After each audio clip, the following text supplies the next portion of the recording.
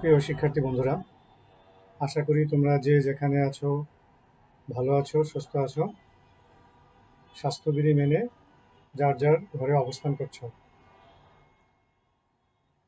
ঢাকা কলেজের ইসলামের ইতিহাস ও সংস্কৃতি বিভাগের একাদশ শ্রেণীর অনলাইন ক্লাসে তোমাদের আমন্ত্রণ জানাচ্ছি। আমি মোহাম্মদ ফারুক আহমদ, প্রভাষক, ইসলামের ইতিহাস ও সংস্কৃতি বিভাগ, ঢাকা কলেজ, ঢাকা। আজকে আমাদের আলোচনার বিষয়বস্তু হচ্ছে আব্বাসীয় খলিফা আল মামুন সম্পর্কে। তোমরা ইতিমধ্যে জেনেছো যে খলিফা হারুনুর রশিদ তার জীবদ্দশায় তার পুত্র আল আমিন এবং আল মামুনকে তার পরবর্তী উত্তরাধিকারী হিসেবে মনোনীত করে যান। খলিফা হারুনুর রশিদের ইন্তেকালের পর উত্তরাধিকারী উইলের ভিত্তিতে আল আমিন ক্ষমতায় আরোহণ করেন, কিন্তু এই সময় আল আমিন এবং আল মামুনের মধ্যে উত্তরাধিকার নিয়ে এবং আব্বাসীয় খিলাফতের সিংহাসন নিয়ে দ্বন্দ্বযুদ্ধ শুরু হয়, যা ইতিহাসে আল আমিন এবং আল মামুন এর গৃহযুদ্ধ নামে অভিহিত হয়ে থাকে। তাছাড়া আমরা জানি খলিফা হারুনুর রশিদের অ্যারাবিয়ান বংশোদ্ভূত স্ত্রী জুবাইদার পুত্র ছিলেন আল আমিন এবং পার্সিয়ান বংশোদ্ভূত মার্জালের পুত্র ছিলেন আল মামুন। এই জন্য ঐতিহাসিকগণ আল আমিন এবং আল মামুনের এই গৃহযুদ্ধকে আরব এবং পার্সিয়ান গৃহযুদ্ধ নামে অভিহিত করা হয়ে থাকে। কোনো কোনো ঐতিহাসিকের মতে যেহেতু সংস্কৃতিগতভাবে এবং ঐতিহ্যগতভাবে আরব এবং পার্সিয়ানদের মধ্যে একটি দ্বন্দ্ব দীর্ঘদিন ধরেই প্রচলিত ছিল, যা আমরা উমাইয়া আমলেও দেখেছি যে আরব এবং পার্সিকদের মধ্যে একটি দ্বন্দ্ব বিরাজমান আছে এবং এই দ্বন্দ্ব মুসলিম খিলাফতকে নানানভাবে নানান সময়ে বিদ্রোহ এগুলো সামলাতে হয়েছে। এই খলিফা হারুনুর রশিদের ইন্তেকালের পরও আরব এবং পার্সিয়ানদের যেই পূর্বতন যে দ্বন্দ্ব তা আবার মাথাচাড়া দিয়ে ওঠে এবং আল আমিন এবং আল মামুনকে কেন্দ্র করে আরব এবং পার্সিয়ানরা আব্বাসীয় খিলাফতের সিংহাসন নিয়ে তাদের নিজ নিজ অবস্থানকে কেন্দ্র করে দুইটি শিবিরে বিভক্ত হয়ে পড়ে। আল আমিনকে নেতৃত্বের আসনে বসানোর জন্য আরব জনগোষ্ঠীর অংশীদারগণ এবং যারা আরবিক দাম্ভিকতা বা কৌলিন্যের অনুসারী ছিল, তারা আল আমিনকে সিংহাসনে বসানোর জন্য তৎপরতা চালিয়েছিলেন। যেহেতু খলিফা হারুনুর রশিদ আল আমিনকে তার পরবর্তী উত্তরাধিকার এবং দ্বিতীয় উত্তরাধিকার হিসেবে আল মামুনকে নির্বাচিত করেছিলেন, কিন্তু এই গৃহযুদ্ধে আল আমিন পরাজিত হন এবং আল মামুন বিজয় লাভ করেন। এই বিজয়কে কোনো কোনো ঐতিহাসিক অ্যারাবিয়ানদের পরাজয় এবং পার্সিয়ানদের জয় বলে অভিহিত করতে চেয়েছেন। 813 খ্রিস্টাব্দে আল আমিন এবং আল মামুনের যে গৃহযুদ্ধ তার অবসান হয় এবং আল আমিন আল মামুনের বাহিনীর নিকট পরাজিত হয়ে নিহত হন এবং 813 খ্রিস্টাব্দে আল মামুন আব্বাসীয় খিলাফতের সিংহাসনে আরোহণ করেন। তিনি 813 সাল থেকে 833 সাল পর্যন্ত 20 বছর আব্বাসীয় খিলাফতের শাসন কার্য পরিচালনা করেন। আল আমিন যখন মৃত্যুবরণ করে তখন তার দলের লোকজন পরবর্তীতে নানান সময়ে আল মামুনের খিলাফতে বিভিন্ন বিদ্রোহ করতে চেষ্টা করে, কিন্তু আল মামুন তা অত্যন্ত বিচক্ষণের সাথে মোকাবেলা করতে সক্ষম হয়েছিলেন। আল মামুনের পুরো নাম হচ্ছে আবু জাফর আবদুল্লাহ আল মামুন ইবনে হারুন। ইতিহাসে তিনি আবদুল্লাহ আল মামুন নামে বেশি পরিচিত। তার এই শাসনকালকে আমরা দুটি অংশে ভাগ করে আলোচনা করব। প্রথম অংশে আলোচনা করব তার প্রশাসনিক এবং রাজনৈতিক জীবন সম্পর্কে, এবং দ্বিতীয় ভাগে আলোচনা করব খলিফা আল মামুনের জ্ঞান বিজ্ঞানের পৃষ্ঠপোষকতা সম্পর্কে। প্রথমে আমরা আলোচনা করব খলিফা আল মামুনের রাজনৈতিক এবং প্রশাসনিক জীবন সম্পর্কে। খলিফা আল মামুন 813 খ্রিস্টাব্দে ক্ষমতা আরোহণ করে তার প্রধানমন্ত্রী বা উজিরে ওকিল ফজল ইবনে সাহলকে রাষ্ট্র পরিচালনার দায়িত্ব দিয়ে তিনি মারবে গমন করেন। সেখানে তিনি উন্নত জ্ঞান বিজ্ঞান চর্চা করার জন্য এবং দর্শন শাস্ত্রে ব্যুৎপত্তি জ্ঞান অর্জন করার জন্য মারবে গমন করেন, এবং 813 থেকে 819 সাল পর্যন্ত প্রায় 6 বছর তিনি সেখানে অবস্থান করেন। এই সময়ে ফজল বিন সাহল খলিফা আল মামুনের নির্দেশনায় সমগ্র রাষ্ট্র পরিচালনার দায়িত্ব গ্রহণ করেন এবং তিনি রাষ্ট্র পরিচালনায় মনোনিবেশ করেন। কিন্তু ইতিমধ্যে আল আমিনের পূর্বতন প্রতিদ্বন্দ্বীরা আল মামুনের বিরুদ্ধে বিদ্রোহ করা শুরু করে দেয়। তাছাড়া খলিফা আল আমিন যে সময় মৃত্যুবরণ করেন সেই সময় সেনাবাহিনীর মধ্যেও দুটি ভাগে বিভক্ত হয়ে পড়ে, একটি ছিল আল মামুনের পক্ষে, একটি ছিল আল আমিনের পক্ষে। পরবর্তীতে দেখা যায় যে ফজল বিন সাহল যখন রাষ্ট্র ক্ষমতা পরিচালনা করছিলেন তখন আল আমিনের সেনাবাহিনী তখন নানানভাবে বর্তমান খলিফা আল মামুনের বিরুদ্ধে বিদ্রোহ ঘোষণা করতে সক্ষম হন, এবং ইতিমধ্যে খলিফা আল মামুন আলী বংশীয় একজনকে আবু রেজা, যার নাম আবু রেজা, তাকে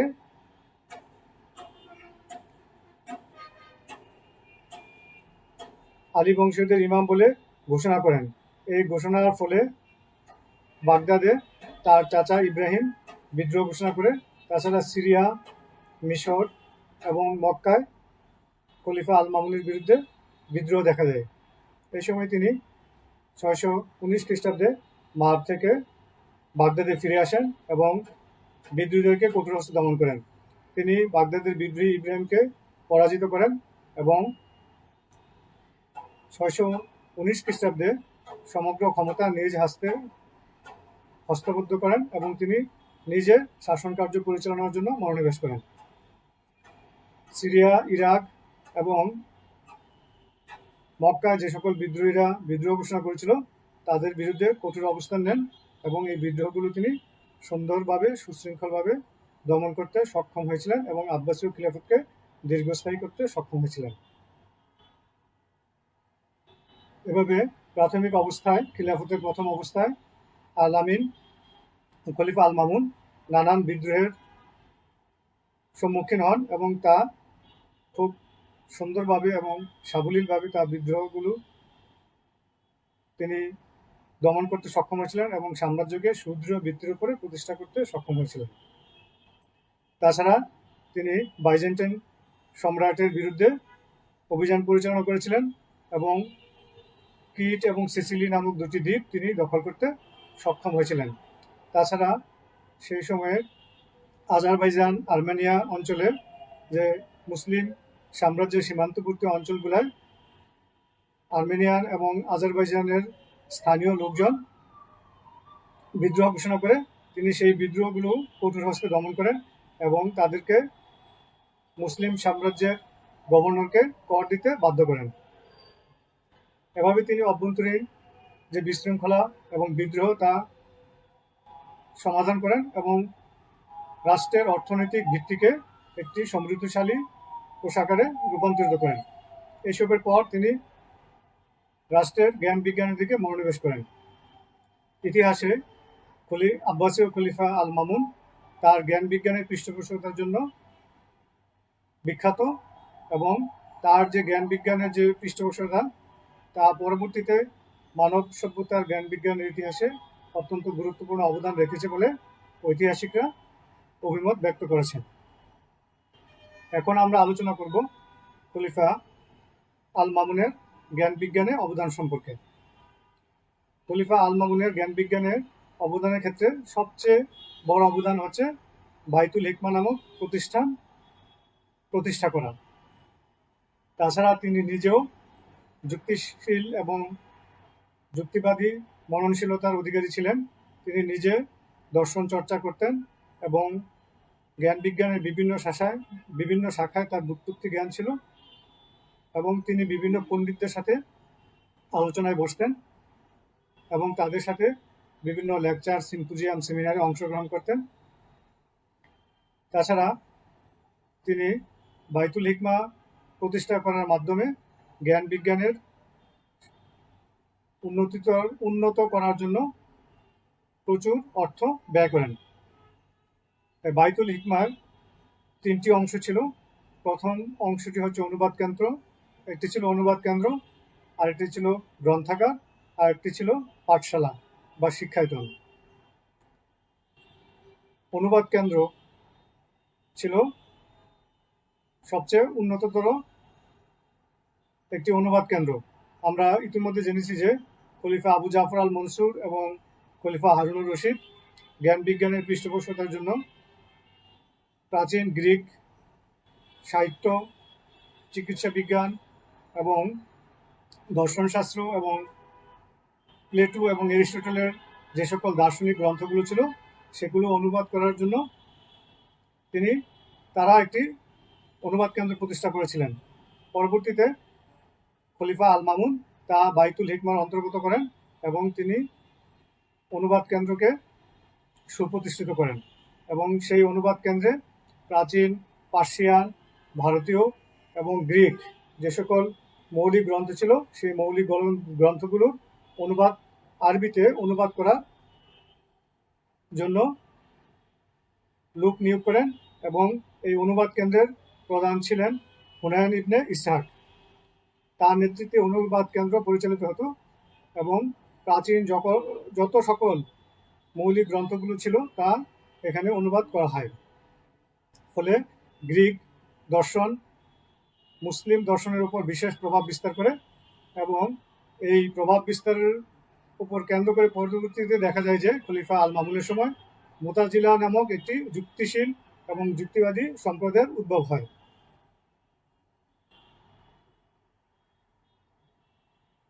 খলিফা আল মামুন এই মুতাজিলা সম্প্রদায়কে নানানভাবে পৃষ্ঠপোষকতা করেন এবং সমাজের বিভিন্ন স্তরে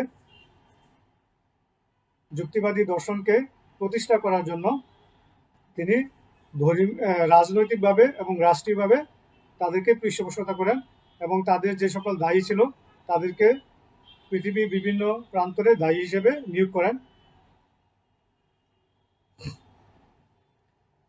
তাছাড়া তিনি মুতাজিলা সম্প্রদায়ের যে একটি বিশেষ বৈশিষ্ট্য বা একটি বিশেষ আদর্শ যেটি ছিল কোরআনের নিত্যতা বা সৃজনশীলতা সম্পর্কে, এক্ষেত্রে দেখা যায় যে তখনকার যে রক্ষণশীল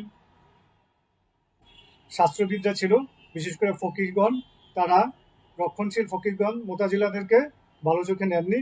ফলে রক্ষণশীল এবং যুক্তিবাদী মুতাজিলা সম্প্রদায়ের মধ্যে নানান বিদ্রোহ দেখা দেয়, দ্বন্দ্ব দেখা দেয়, এবং এই দ্বন্দ্বের প্রেক্ষিতে সমাজের বিভিন্ন জায়গায় উলেমা শ্রেণী এবং যুক্তিশীল এবং প্রগতিশীলদের মধ্যে একটি মানসিক দ্বন্দ্ব তৈরি হয়, যা পরবর্তীতে রাজনৈতিক দ্বন্দ্বে রূপান্তর লাভ করে।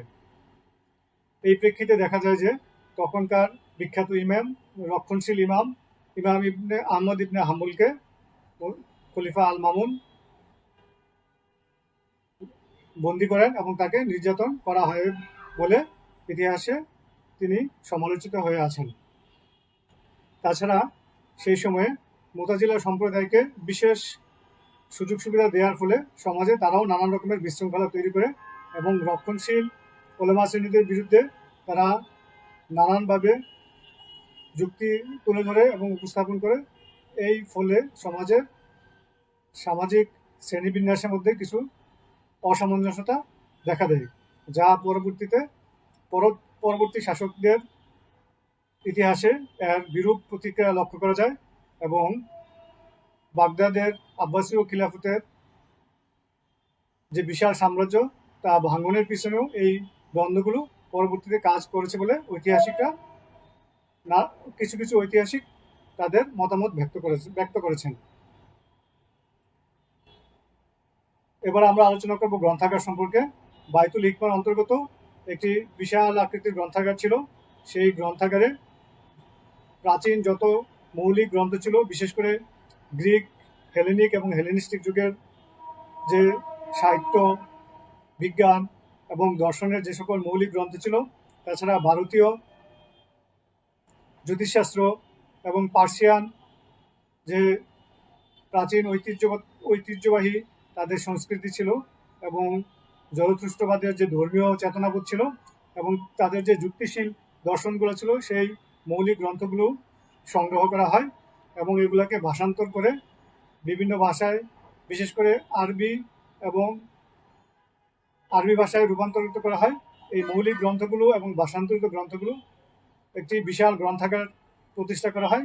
বলা হয়ে থাকে যে এই গ্রন্থাগারে প্রায় 20 লক্ষ বই মজুদ ছিল এবং পরবর্তীতে 1258 খ্রিস্টাব্দে যখন হালাকু খান বাগদাদ আক্রমণ করেন, তখন এই গ্রন্থাগারকে তিনি ধ্বংস করেন।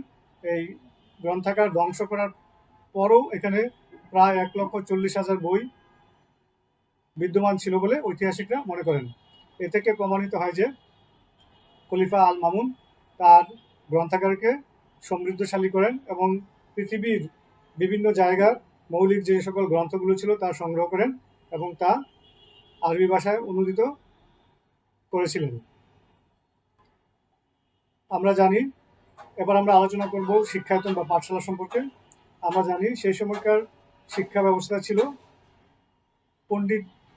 পণ্ডিতকে কেন্দ্র করে বা বিশিষ্ট ওলেমাকে কেন্দ্র করে পাঠশালা পরিচালিত হতো। অর্থাৎ ওই সময় প্রাতিষ্ঠানিক কোনো শিক্ষা ব্যবস্থা ছিল না। বিভিন্ন পণ্ডিতগণ তাদের ছাত্রদেরকে তাদের নিজেদের কাছে অবস্থান করে পড়াশোনা করাতেন। কিন্তু বাইতুল হিকমা ছিল প্রথম প্রাতিষ্ঠানিক প্রতিষ্ঠান যেখানে বিভিন্ন বিষয়ের পণ্ডিতগণ একত্রিত হতেন এবং তাদের ছাত্রদেরকে বিভিন্ন বিষয়ে লেকচার প্রদান করতেন।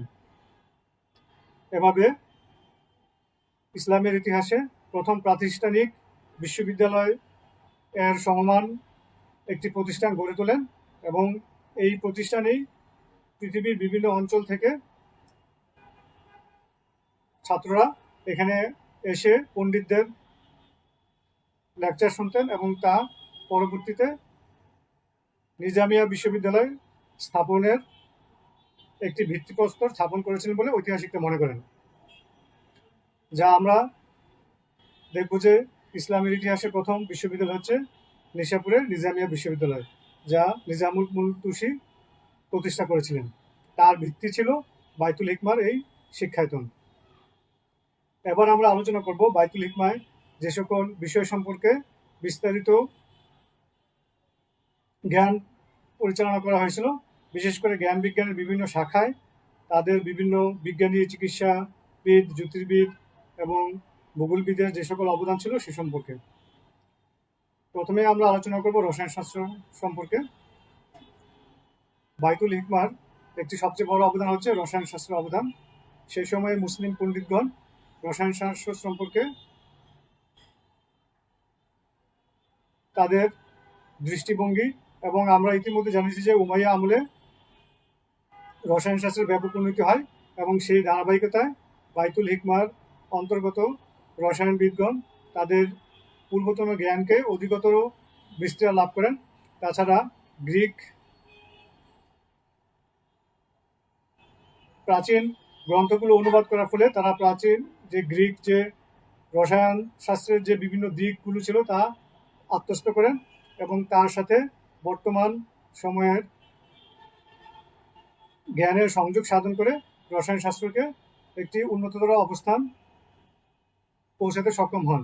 এই জাবির ইবনে হায়ান রসায়ন শাস্ত্রের জনক যাকে বলা হয়, তিনি এই মুসলিম শিক্ষায়তনে তার তার জ্ঞান গর্ব আলোচনার মাধ্যমে রসায়ন শাস্ত্রকে উন্নত করতে সক্ষম হন। এবার আমরা আলোচনা করব চিকিৎসা শাস্ত্র সম্পর্কে। আমরা জানি সেই সময়ে মুসলমানদের চিকিৎসা শাস্ত্রে ব্যাপক উন্নতি হয়। বিশেষ করে গ্রিক মেটেরিয়া মেডিকা গ্রন্থের অনুবাদ যখন করা হয়, তার উপর ভিত্তি করে মুসলমানরা শল্য চিকিৎসায় ব্যাপক উন্নতি সাধন করেন। এবং সেই সময়ের ইবনে সিনা বা আল-রাজি, সেই সময় মুসলিম চিকিৎসাবিদগণ এবং পণ্ডিতগণ চিকিৎসা শাস্ত্রে ব্যাপক উন্নতি করেন। বিশেষ করে চক্ষু চিকিৎসা এবং শল্য চিকিৎসায় মুসলমানদের ব্যাপক অবদান রয়েছে, যা পরবর্তীতে ইউরোপীয় রেনেসাঁ পরবর্তীতে যে বিশ্ববিদ্যালয়গুলো প্রতিষ্ঠা হয়েছিল ইউরোপে, সেই সকল বিশ্ববিদ্যালয়ে পাঠ্য বই হিসেবে ওই সকল বইগুলোকে পাঠ্যগ্রন্থ হিসেবে গ্রহণ করা হয়েছিল এবং সেই শিক্ষাকে কেন্দ্র করেই তারা পরবর্তীতে চিকিৎসা শাস্ত্রের উন্নতি সাধন করেছিল। এবার আমরা আলোচনা করব গণিত শাস্ত্র সম্পর্কে। গণিত শাস্ত্রের বিশেষ করে বীজগণিতের যে প্রতিষ্ঠাতা আল খাওয়ারিজমি, তিনি সেই সময়ে বাইতুল হিকমার একজন বিখ্যাত পণ্ডিত ছিলেন।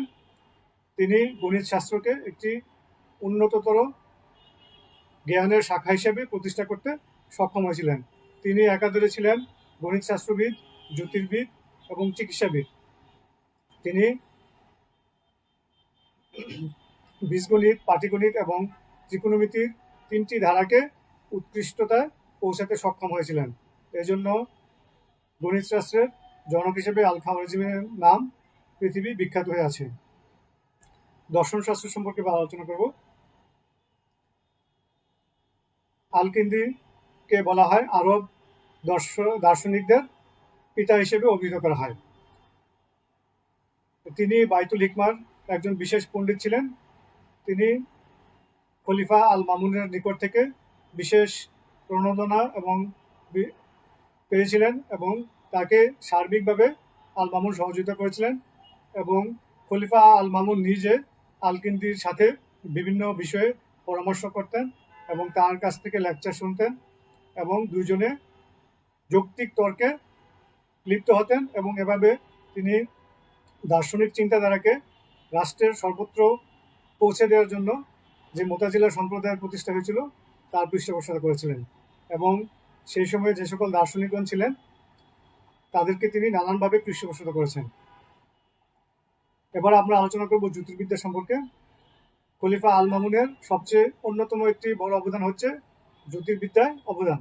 তিনি জ্যোতিষশাস্ত্রকে এবং জ্যোতির্বিদ্যাকে উন্নততর অবস্থায় পৌঁছে দেওয়ার জন্য একটি মান মন্দির প্রতিষ্ঠা করেন, যা সামারায় অবস্থিত। সেই মান মন্দিরে তিনি নিজে মাঝে মাঝে ওখানে যেতেন এবং সেখান থেকে মহাকাশ গবেষণার বিভিন্ন দিক তিনি নিজে পর্যবেক্ষণ করতেন এবং তৎকালীন জ্যোতির্বিদ যারা ছিল, আল ইদ্রিসি, আল ইয়াকুবি, ওই সময়ে যে সকল জ্যোতির্বিদ ছিল, বিখ্যাত জ্যোতির্বিদ, তাদের সাথে তিনি বিভিন্ন মহাকাশের বিভিন্ন গ্রহ নক্ষত্রের অবস্থান এবং তাদের গতিপথ নিয়ে আলোচনা করতেন। এবং তিনি এই মান মন্দির প্রতিষ্ঠা করার জন্য রাজকোষ থেকে একটি বিশাল পরিমাণ অর্থ প্রদান করেছিলেন।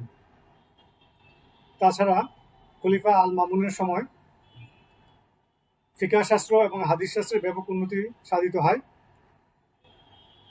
ইসলামের হাদিস শাস্ত্রের ইতিহাসের যে সিয়াসিত্তা নামে যে 6টি গুরুত্বপূর্ণ সহি হাদিস গ্রন্থ আছে, যা আমরা এখন বর্তমানে পাই, সেই সিয়াসিত্তাও খলিফা আল মামুনের শাসনামলে রচিত হয়েছিল এবং সংকলিত হয়েছিল। এই সিয়াসিত্তার 6টি হাদিস গ্রন্থ, যা পৃথিবীর ইতিহাসে বিশেষ করে ফিকহ শাস্ত্র এবং হাদিস শাস্ত্রের ইতিহাসে অত্যন্ত গুরুত্বপূর্ণ। এর আগে হাদিস শাস্ত্রের বিভিন্ন রকমের জয়ীফ হাদিস বা জাল হাদিসের বিস্তার ছিল, কিন্তু খলিফা আল মামুনের সময় এই সিয়াসিত্তা সংকলন এবং রচনার মাধ্যমে হাদিস শাস্ত্রের জয়ীফ হাদিসগুলো চিহ্নিত করা হয় এবং সহি হাদিস হিসেবে এই 6টি গ্রন্থকে স্বীকৃতি দেওয়া হয়। তাছাড়া ফিকহ শাস্ত্রের উন্নতির জন্য তিনি সেই সময় তৎকালীন রক্ষণশীল উলামাগণকে তিনি পৃষ্ঠপোষকতা না করলেও যুক্তিবাদী বা মুতাজিলা সম্প্রদায়কে তিনি পৃষ্ঠপোষকতা করেন এবং ফিকাহ শাস্ত্রে যুক্তিবাদী দর্শনের যে আবির্ভাব হয় তা আল মামুনের সময় পৃষ্ঠপোষকতা লাভ করে এবং পরবর্তী শাসকগণ বিশেষ করে তার ভ্রাতা আল মুতাসিম বিল্লার সময়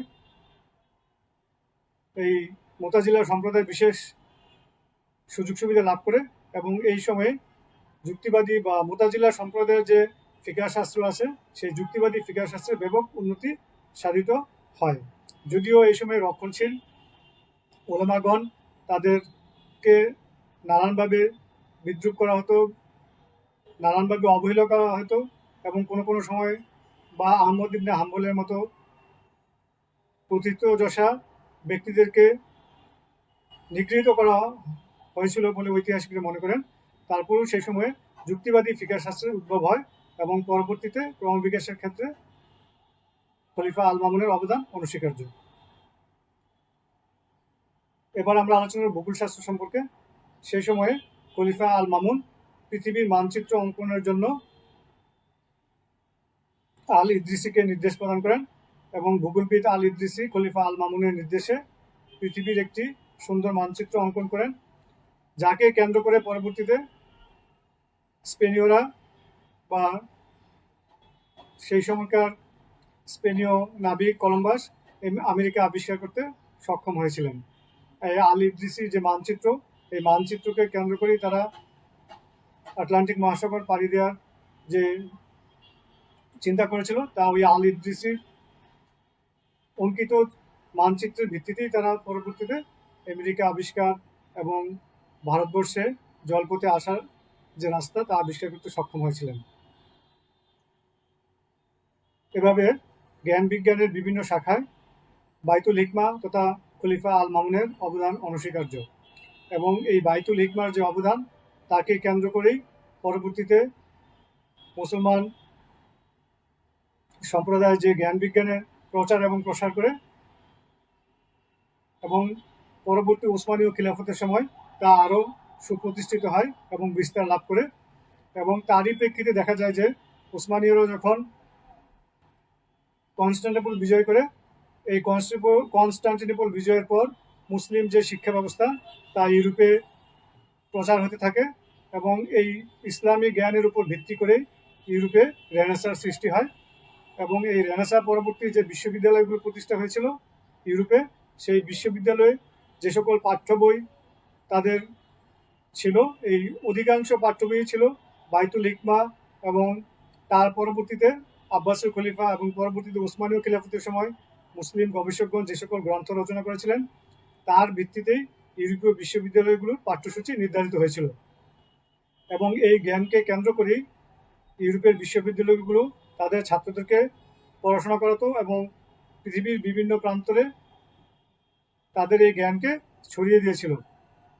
সুতরাং আমরা বলতে পারি যে পৃথিবীর জ্ঞান বিজ্ঞানের ইতিহাসে খলিফা আল মামুনের অবদান অনস্বীকার্য এবং তিনি যে পৃষ্ঠপোষকতা প্রদান করেছিলেন এবং বাইতুল হিকমা নামক যে প্রতিষ্ঠান তৈরি করেছিলেন তার উপর ভিত্তি করেই মুসলিম জ্ঞান বিজ্ঞানের পণ্ডিতরা, দার্শনিকরা এবং জ্যোতিষশাস্ত্রবিদরা তাদের জ্ঞানকে সমৃদ্ধ করেছিলেন এবং গ্রিক যে পূর্বতন যে হেলেনীয় এবং হেলেনিস্টিক যে সভ্যতার যে জ্ঞানগুলো ছিল এবং ভারতীয় সভ্যতা, পার্শ্বিক সভ্যতার যে মৌলিক গ্রন্থগুলো ছিল এই মৌলিক গ্রন্থগুলো থেকে তারা জ্ঞানকে আহরণ করে তা বিস্তার লাভ করান এবং এই জ্ঞানগুলি পরবর্তীতে ইউরোপে স্থানান্তরিত হয় এবং এই স্থানান্তরিত জ্ঞানই আধুনিক ইউরোপ এবং আধুনিক বিশ্বের প্রতিষ্ঠা করতে সক্ষম হয়েছিল। সুতরাং আমরা বলতে পারি যে খলিফা আল মামুন ছিলেন একজন বিজ্ঞ এবং যুক্তিশীল খলিফা এবং জ্ঞান বিজ্ঞানে তার অবদান অনস্বীকার্য। আজকে এই পর্যন্তই। আমি আশা করছি খলিফা আল মামুন সম্পর্কে তোমরা আরও বিস্তারিত পড়াশোনা করবে। তোমাদের যে পাঠ্য বইগুলো আছে সেই বইগুলোর সাথে আমার লেকচার মিলিয়ে তোমরা একটি নোট তৈরি করে নিবে এবং খলিফা আল মামুনের খুঁটিনাটি সম্পর্কে বিস্তারিত জানবে। সবাই যে যেখানে আছো সুস্থ থাকো, স্বাস্থ্যবিধি মেনে চলো। আল্লাহ হাফিজ।